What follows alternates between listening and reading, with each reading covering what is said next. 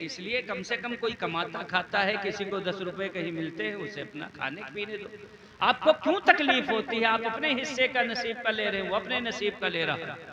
کہ نہیں مسجد ادھوری رہ جائے گی، مسجد میں جو ہے تنخواہ نہیں نکلے گی، مسجد بن نہیں پائے گی۔ اتنے مسلمان کیوں بسے ہیں؟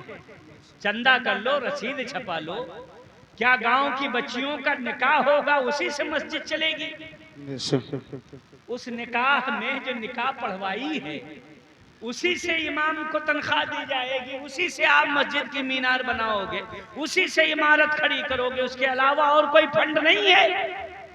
آپ کے پاس 50 فنڈ ہیں، جس دن آپ آواز اٹھا دو گے 1500 روپیہ ترنت چندہ مل جائے گا۔ بولو ملے گا کہ نہیں ملے گا؟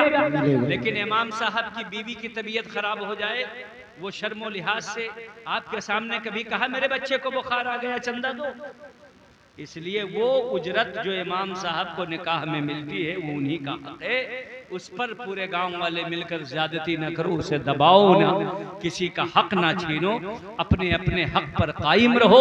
اللہ تعالیٰ نے سب کے لیے اسباب پیدا فرمائے ہیں، آپ ان اسباب پر توجہ دو، یہ نہ ہو کہ اتنا ضروری ہے امام صاحب نے نکاح پڑھایا تو کل چھین کے رکھ لو۔ وہ بیچارے مہینہ 15 دن میں کبھی وقت آیا تھا اور وہ بھی ان کا حق ہے، ورنہ محفل نکاح میں بہت سے ایسے لوگ ہوتے ہیں عالم جو نکاح پڑھا دیں، اور وہ پڑھا سکتے ہیں مگر کوئی نہیں پڑھاتا ہے، اس لیے کہ سب جانتے ہیں مہینہ 2 4 6 مہینہ کے اندر گاؤں میں نکاح ہوتا ہے۔ یہاں ایک امام صاحب رہتے ہیں، ان کی اوپر سے کوئی آمدنی نہیں ہوتی ہے، یہی کچھ مواقع ہوتے ہیں یہ نکاح وہی پڑھائیں، ان کو بیچارے کو بڑی خوشی ہوتی ہے۔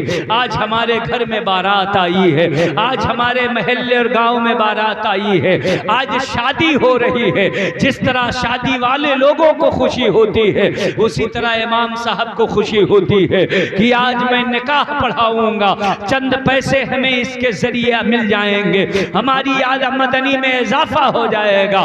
مگر کچھ لوگ پہنچتے ہیں اور اسے بھی چھین کر کے کہیں جمع کروا لیتے ہیں۔ میرے بھائیو ان چیزوں سے بچو، ظلم سے بچو، عدوان سے بچو، شرکسی سے بچو۔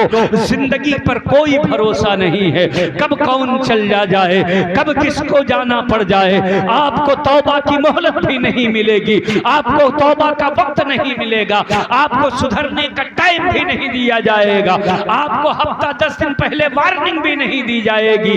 آپ جس مرحومہ کے ایصال ثواب کے لیے آئے ہیں کون جانتا تھا؟ نہ ان کے گھر والے جانتے تھے، نہ ان کے خاندان والے جانتے تھے۔ جس دعوت میں گئی تھی، جو بچہ چھوڑنے آ رہا تھا، اسے بھی نہیں معلوم تھا کہ ہم ابھی چند منٹ کے مہمان ہیں، کسی کو یہ خبر نہیں تھی۔ یہی ہے موت اور یہی ہے دنیا کی حقیقت، ایک لمحے میں یہ دنیا چھوٹ جاتی ہے، ایک لمحے میں آدمی کو سب کچھ چھوڑ کے جانا پڑتا ہے۔ جو محفلیں چل رہی ہیں چلتی رہتی ہے، جو کام چل رہا ہے ہوتا رہتا ہے، اس دنیا کے اندر رکاوٹ نہیں پیدا ہوتی، مگر آدمی جیسے کچھ ہے جہاں جیسا ہے ایسے ہی چھوڑ کر چلا جاتا ہے، اسے مہلت نہیں ملتی ہے۔ اس لیے جتنی مہلت ملی ہے اسے غنیمت سمجھتے ہوئے ہر وقت موت کی تیاری کرتے رہو، ہر وقت موت کے لیے تیار رہو، ہر وقت جانے کے لیے تیار رہو، تاکہ جب آپ دنیا سے جاؤ، جب آپ قبر کے اندر لٹائے جاؤ تو آپ کہتے رہو کہ کی اندھیری رات سنی تھی، چراغ لے کے چلے، لہد میں عشق رخ شہ کا داغ لے کے چلے، اندھیری رات سنی تھی چراغ لے کے چلے۔ اور حضور تاج الشریعہ کچھ اس طرح فرماتے ہیں، زندگی یہ نہیں ہے کسی کے لیے، زندگی ہے نبی کی نبی کے لیے، نہ سمجھ مرتا ہے زندگی کے لیے، جینا مرنا ہے سب کچھ نبی کے لیے، داغ عشق نبی لے چلو قبر میں، ہے چراغ لحد روشنی کے۔ نعرے تکبیر، نعرے رسالت، ذکر شہدائے کربلا، علماء اہل سنت، نعرے تکبیر، نعرے رسالت، ماشاءاللہ سبحان اللہ۔ اس لیے جب اجل آتی ہے تو کسی کو مہلت نہیں دیتی، کسی کو ٹائم نہیں دیتی، کسی کو وقت نہیں ملتا ہے، بلکہ جب بلاوا آ جاتا ہے جانا پڑتا ہے۔ یہی زندگی کی حقیقت ہے اور یہی زندگی کی اصلیت ہے کہ آپ کو اس دنیا کو ایک دن خیر آباد کہنا ہی ہے، دنیا چھوڑنا ہی ہے، یہاں سے جانا ہی ہے، اور قبر میں تنے تنہا پہنچو گے۔ تاریک رات ہوگی، اندھیری قبر ہوگی، وحشت ہی وحشت ہوگی، تنگ کمرہ ہوگا اور ایک چھوٹے سے گڈھے میں آپ لیٹے ہوں گے۔ آپ کو کے بدن میں روح ڈالی جائے گی، پوری آپ حشاش و بشاش ہو کر کے پوری زندگی کے ساتھ، دنیا سے زیادہ یادداشت کے ساتھ اور تر و تازگی کے ساتھ آپ قبر میں اٹھ کے بیٹھو گے۔ جب اٹھ کے بیٹھو گے ہاتھ پیر مارو گے، قبر ہوگی، ہاتھ آپ کے دیواروں پہ لگیں گے، آپ اوپر ہاتھ مارو گے، پٹرا اور مٹی بند دکھے گی، اس وقت چلاؤ گے، چیخ نکلے گی۔ اس سے پہلے بھی آدمی ہوش میں ہوتا ہے۔ حدیث شریف میں بتایا گیا ہے جب نہلایا جاتا ہے، مردے کو کفن پہنایا جاتا ہے، عزیزاء اقربا روتے ہیں، گڑ گڑاتے ہیں، تو مردے کی روح بغل میں رہتی ہے جسے فرشتے اپنے پاس رکھتے ہیں۔ وہ دیکھتا ہے مگر یہ سمجھتا ہے کہ میں کوئی بھیانک ڈراؤنا خواب دیکھ رہا ہوں کہ میرا انتقال ہو گیا ہے، لوگ مجھے نہلا رہے ہیں، کفنا رہے ہیں، ہماری جنازہ پڑھی گئی ہے، ہمیں لے جا کے قبر میں اتارا جا رہا ہے۔ وہ سمجھتا ہے کہ ہم خواب دیکھ رہے ہیں، مگر جب روح ڈالی جاتی ہے اور قبر میں ہوش آ کر میں آ کے بیٹھتا ہے، آس پاس ہاتھ مارتا ہے، پلٹنے والوں کے جوتوں کی آواز سنتا ہے، آہٹ سنتا ہے، تب اسے یاد آتا ہے کہ میں نیند میں نہیں بلکہ ہوش میں ہوں، حقیقت میں میں مر چکا ہوں اور قبر میں اتر گیا ہوں۔ چیختا ہے، چلاتا ہے، آواز دیتا ہے، اپنے عزیزوں کو نام بائی نام پکارتا ہے، اے فلاں آؤ میں ہوش میں ہوں، مجھے لے کے چلو گھر، اے میرے بیٹے یہاں آؤ، مجھے کیوں اکیلا چھوڑ کے واپس جا رہے ہو، اے میرے بھائی آؤ، میری قبر میں بڑی وحشت ہے، کیوں مجھے اکیلا یہاں لٹا کے چل دیے ہو، میں ہوش میں ہوں، مجھے ساتھ میں لے کر کے چلو، اے فلاں رشتہ دار، اے فلاں رشتہ دار، اے فلاں رشتہ دار۔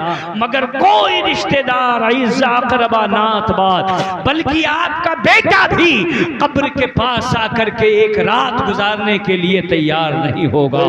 ایسی وحشت میں، ایسی پریشانی کے عالم میں، جس بیٹے کو آپ نے مکان دیا ہے، جس بیٹے کو آپ نے چوراہے پر دکان بنوا کے دی ہے، جس بیٹے کو آپ نے باغ و زمین دیا ہے، جس بیٹے کو آپ نے اپنی پراپرٹی اور کھیت دیا ہے، وہ بیٹا وہاں ٹھہر نہیں رہا ہے، آپ نام لے لے کے پکار رہے ہو، روتے ہو، چلاتے ہو، گڑ گڑاتے ہو، کوئی خبر لینے والا نہیں ہے۔ اتنے میں فرشتے زمین کو پھاڑتے ہوئے نہایت ڈراؤنی شکل میں آپ کے سامنے آتے ہی رہتے ہیں۔ اتنے میں کیا ہوتا ہے کہ چخ سے پردہ ہٹتا ہے، پیارے آقا کی آمد ہوتی ہے، حضور مسکراتے ہیں، تو عالم یہ ہوتا ہے قبر میں لہرائیں گے تا حشر چشمے نور کے، جلوہ فرما ہوگی جب طلعت رسول اللہ۔ سبحان اللہ ماشاءاللہ، بہت خوب۔ حضور تشریف لاتے ہیں، آپ کے چہرے سے اجالا پھیلتا ہے، آپ کے چہرے سے وحشت ختم ہوتی ہے، آپ کی تشریف آوری سے قبر بھینی بھینی مہکنے لگتی ہے۔ حضور فرماتے ہیں، اے میرے چاہنے والے، تو اکیلا نہیں ہے، تو گھبرا مت، پریشان مت ہو، تیرا آقا تیرے ساتھ کھڑا ہے، تیرا نبی تیرے ساتھ موجود ہے، تیرا آقا تیرے ساتھ موجود ہے۔ میرے عزیزو، مگر آپ ذرا اندازہ لگائیے، جنہیں آپ نام لے لے کے پکارتے رہے، جن کے لیے دنیا کی ساری پراپرٹی چھوڑی، جن کا نام لے لے کے پکارتے رہے، وہ آپ کے لیے پلٹ کر نہیں آئے، مگر آپ نے جس نبی کا کلمہ پڑھا ہے وہ نبی تشریف لے آئے۔ ہمیں آپ کو معلوم ہو گیا کہ محبت کس سے زیادہ کرنی چاہیے، سنت کس کا اپنانا چاہیے۔ اگر دنیا میں تم نے رسول اللہ سے محبت کی ہے تو قبر میں تمہیں نجات مل جائے۔ بے شک، سبحان اللہ ماشاءاللہ، بہت خوب۔